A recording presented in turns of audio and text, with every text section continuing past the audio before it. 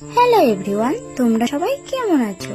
অনেকদিন পরে এসেছি দিদির বাড়ি, তাই ভাগ্নিকে বললাম চলো একটু বালুঘাট থেকে ঘুরে আসি। তাই দেরি না করে তাড়াতাড়ি রেডি হয়ে বাড়ি থেকে বেরিয়ে পড়লাম।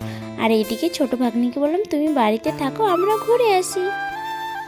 ফাইনালি আমরা পৌঁছে গেলাম, আর এই লোকেশনটা ছিল বালুঘাট রেল স্টেশন।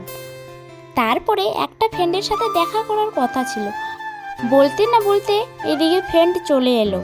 তো দুজন একসাথে হয়েছে, একসাথে থাকলে কিছু না করলে হয়, তার জন্য আমরা দেরি না করে তাড়াতাড়ি ভিডিও শুরু করে দিলাম। আর যারা যারা বালুঘাট থেকে ভিডিওটা দেখছো অবশ্যই কমেন্ট করে জানাবে। ফাইনালি আমাদের ভিডিও কমপ্লিট হয়ে গেল। তারপরে এইদিকে আমার ভাগ্নি ফটো তুলতেছিল। আর আমাদের ক্যামেরাম্যান কে ছিল? আমাদের ক্যামেরাম্যান ছিল আমার ফ্রেন্ড। আমাদের সব কিছু কমপ্লিট। তারপরে আমরা দেরি না করে তাড়াতাড়ি ওখান থেকে বেরিয়ে পড়লাম। আর তারপরে চলে এলাম বন্ধুর রুমে।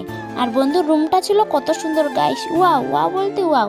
তারপরে দেখি বন্ধুর বান্ধবী কেক নিয়ে চলে এলো। কেক কার বার্থডে?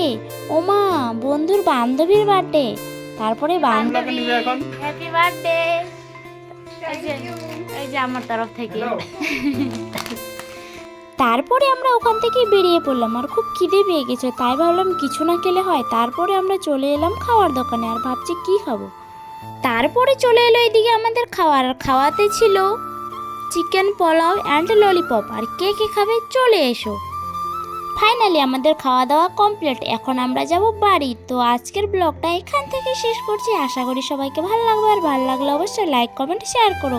তো নেক্সট ব্লগে সবার সাথে আবার দেখা হচ্ছে। তো টাটা গাইস।